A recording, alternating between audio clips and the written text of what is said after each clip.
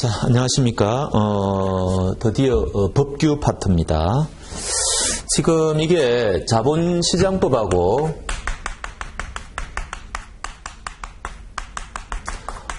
금융위 규정이 있잖아요. 근데 이제 여기 이제 가령 예를 들어 가지고 이제 1장이 있고 뭐 2장이 있고 이렇게 해가지고 쭉 장이 갈 건데 요게 한 4, 5년 전까지는 우리 기본서가 어떻게 서술이 되어 있었는가 하니까 요렇게 먼저 서술이 되고 그 다음 요게 끝나고 난 뒤에 요렇게 서술이 되었어요. 이제 요 말은 뭔가 하니까 어떤 게 자본시장법이고 어떤 게 금융위 규정인지가 이렇게 명확하죠. 그래서 여기에서 몇 문제, 여기에서 몇 문제 우리가 이제 이렇게 알 수가 있는데 요게 한 4, 5년, 한 4년 됐을 겁니다. 5년 뭐 그런 건데 이제는 서술을 어떻게 하고 있는 거니까 이렇게 그 서술이 안 돼 있고 기본서를 보면 이렇게 돼 있어요. 이렇게 서술이. 그러니까 이제 저는 이 옛날부터 강의를 했기 때문에 어디가 자본시장법이고 어디가 금융위 규정인지를 알 수 있지만 그 기본서를 처음 보시는 분들은 도대체 무엇이 자본시장법이고 무엇이 금융위 규정인지를 알 수가 없게 돼 있습니다. 그래서 굉장히 이게 막 섞여 있단 말이죠. 이렇게 돼 있고 그리고 이제 금년에 여러분들이 그 시험 응시하러 들어가 보면은 협회에서 이제 뭐라고 이야기하고 있는 거니까 요거를 그냥 합쳐가지고 그냥 출제하겠다 뭐 이런 식으로 돼 있습니다. 그래서 이제부터 아마 내년부터는 아마 요강이 조금 제가 보기엔 달라질 것 같은데 요거 합치겠다는 이야기죠. 쉽게 말하면 이때까지는 요거 몇 문제 요거 몇 문제 이런 식으로 돼 있는데 그러지 말고 이거 전체 합쳐가지고 17문제 내겠다 이제 요렇게 이제 생각하시면 됩니다.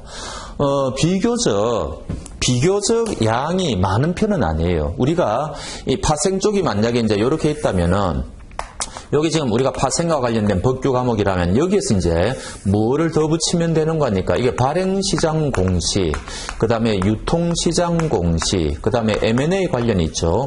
요거를 이제 합치면은 그러니까 쉽게 말하면 파생에다 요거를 플러스 하면은 요게 뭡니까? 요게 정권, 투자, 권유, 자문 인력이 되는 거죠. 그래서 우리 파생 쪽은 요게 빠져있기 때문에 요것만 시험 범위이기 때문에 비교적 양이 적은 편이라고 할 수가 있어요. 근데 문제는 지금 17문제가 나오니까 문제 수는 굉장히 많은 편이죠. 그래서 조금 세세하게 이제 봐야 됩니다. 오늘은 뭐 첫 시간이고 하니까 뭐 전반적인 개요 같은 거 뭐 잠깐 말씀드리면 그래서 다른 시험 과목에서는 제일 앞에 있는 이 금융위 규정이라든지 그 다음에 금융위원회라든지 정권선물위원회 있죠. 이런 게 이제 다른 시험에서는 이게 중요도가 현격하게 떨어지거든요. 근데 우리 시험에는 이것도 이제 한 문제가 출제가 됩니다. 누차 말씀드리지만 양에 비해서는 문제 수가 많은 편이거든요. 그다음 이제 두 번째는 제일 앞부분에서 제일 중요한 게 이제 금융투자상품. 요거는 모든 시험에서 한 번도 출제가 안 된 적이 없어요. 이 자본시장법에서는 제일 중요한 개념이라고 할 수 있죠. 그다음 세 번째는 이제 금융투자. 요것도 뭐 당연히 한 문제가 나오고요. 요거는 이제 적용 배제 쪽으로 이제 무게 중심이 좀 옮겨졌는데 어찌됐든. 그다음에 이제 4번에 이 전문 투자자 파트에서도 작년도에 이제 요건이 확 바뀐 게 있거든요. 그러니까 요것도 굉장히 이제 출제가 유력하죠. 뭐 요거는 무조건 출제되고 하여튼 그다음에 요 금융 투자를 하기 위해서는 인가나 등록을 받아야 되는데 등록은 시험에 나올 게 없어요. 근데 인가는 또 예비 인가와 관련해 가지고 출제할 수 있는데 사실은 요런 예비 인가라든지 요런 금융위 있죠. 요런 거는 전부 금융위 규정에 있는 거예요. 요런 것들은 자본시장법 이야기고 그래서 그렇게 이제 구별할 수는 있는데 저는 전체 합쳐 가지고 17문제다 이렇게 보시는 게 편하다 그랬죠. 그렇게 보시면 되고. 그 다음에 이 5번째로 이제 나오는 게 순자본 비율 규제인데 이거는 너무너무 중요하죠. 순자본 비율. 그 다음에 이제 경영 실태 평가 결과 뭐 이런 게 있고요. 그 다음에 요거보다 중요도가 조금 떨어지는 게 이제 자산 건전성 부분이 있거든요.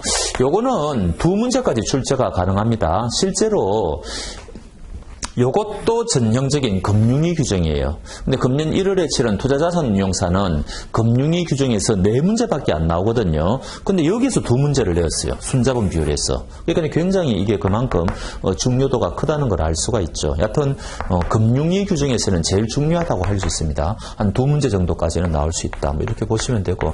그 다음에 이제 좀 자질구레한 것들이 나와요. 무슨 위험 관리 어떤 식으로 해야 되느냐 뭐 이런 거. 그 다음에 이제 경영공 동시 어떻게 해야 되느냐, 요건이 뭐냐, 그 다음에 대주주와의 거래는 어떤 식으로 해야 되느냐, 뭐 이런 식으로 있는데 요게 상대적으로 중요합니다. 근데 요것도 우리는 충분히 아셔야 돼요. 우리는 문제수가 좀 많은 편이기 때문에. 그 다음에는 이제 공통 영업행위 규칙이라 그래가지고 요게 이제 시험의 보고죠. 굉장히 중요한 게 많죠. 뭐 여러분들이 그 직무윤리에서도 공부했던 뭐 적합성의 원칙 이런 것들이 여기 다 있고요. 그 다음에 이제 부당권유와 관련된 거 여기 다 있고, 광고와 관련되는 거 여기 다 있고, 여하튼 굉장히 중요한 것들이 밀집되어 있습니다. 그래서 여기서는 뭐 문제수는 굉장히 출제가 많이 된다, 뭐 이렇게 보시면 되죠. 그 다음에 거기다가 뭐 위탁이라든지 겸용이라든지, 그 다음에 차이니즈 월이라든지 뭐 이런 것까지 다 이제 합해져 가지고 굉장히 논점이 많은 곳이다. 하여튼 시험의 보고다 이렇게 생각하시면 되죠.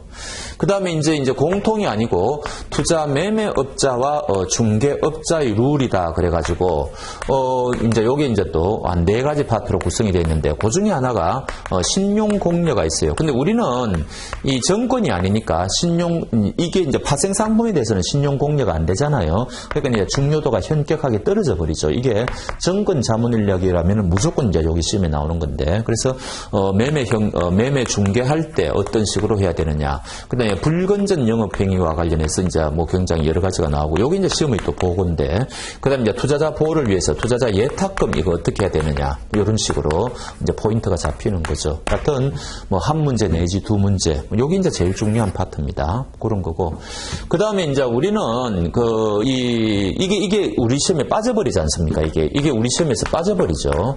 그래서 우리는 어디로 훌쩍 넘어가는 거니까 장외 거래로 바로 넘어가요. 그래서 이 장외 거래에 가보면은 특히 장외 파생 상품 있죠. 이거 이제 거래할 때 지켜야 되는 준수사항이 5가지가 있는데, 이것도 뭐 우리 파생 쪽에서는 무조건 시험에 나온다고 봐야 되겠죠. 그래서 장외 파생 상품 준수사항 이런 것 좀 보셔야 되고. 그 다음에 이제 내부자 거래 이쪽으로 이제 넘어가죠. 내부자 거래. 그 다음에 요거하고 관련해가지고 단기 매매 차익 반환 의무 관련성 있는 거. 그 다음에 시세 조정 행위. 그 다음에 요거하고 관련되는 거 우리가 직무윤리에서 본 거 시장 질서 교란 행위 뭐 이런 식으로 돼 있거든요. 그 다음 마지막으로 이제 금융위 규정이라 그래가지고 금융기관 검사라는 게 있고, 그 다음에 자본시장 조사라는 게 있어요. 그래서 이제 이런 식으로 구성이 됐는데 요 둘 중에 하나는 나올 수가 있는데, 요 부분은 사실은 옛날에는 조정이 여기에 있었습니다. 한 3년 전까지는요. 그래서 요거 3개 중에서는 요게 상대적으로 굉장히 중요하기 때문에 여기에서 무조건 출제가 되었는데, 이거를 한 3년 전부터는 우리 기본서에서 빼버렸더라고요. 그러니까 이제 여기 아니면 여기에서 출제한다는 건데, 상대적으로 이 신청이 조금 중요합니다. 그래서 요 이 신청에 대해서는 여러분들이 조금 근데 사실 내용이 별로 없어요. 우리가 그냥 그런 겁니다. 그래서 하여튼 이런 식으로 우리가 쭉 훑어가 보면은 한 20문제에서 한 30문제 정도 이렇게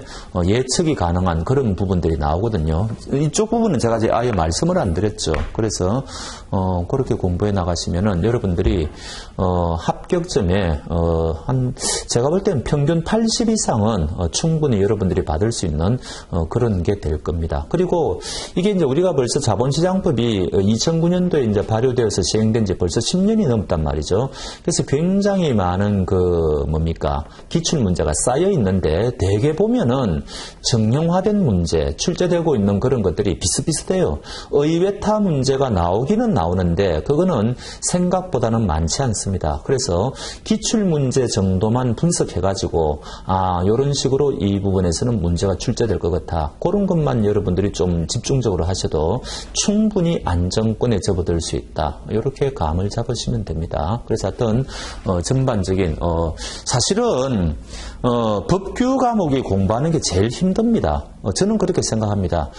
이게 내용이 어려워서가 아니고 금융위 규정은 더 심한데 굉장히 자질구레한 게 많아요. 금융위 규정은 세세한 부분이 많고, 그래서 과연 우리가 어디까지 외워야 되느냐, 이거 판단하는 문제거든요. 그리고 그 다음부터는 무조건 단순 단순 암기 문제입니다. 여러분들이 다른 과목은 그래도 이해가 선행되고 그래야만 그거를 이제 그 다음으로 넘어갈 수가 있는데 법규는 그냥 A는 B다. 물론 그 법을 만든 취지는 있겠죠. 그거를 이제 먼저 아셔야 뭐 외우는데 도움은 되겠지만 결국은 마지막에는 법규는 단순 암기 문제가 됩니다. 그리고 숫자도 굉장히 많이 나오고 그래서 이게 이제 어느 정도까지 우리가 외워줘야 되느냐. 수많은 원칙과 예외 중에서 예외 파트를 어느 정도까지 끊어가지고 우리가 공부해야 되느냐. 항상 그런 딜레마에 빠지게 돼 있거든요.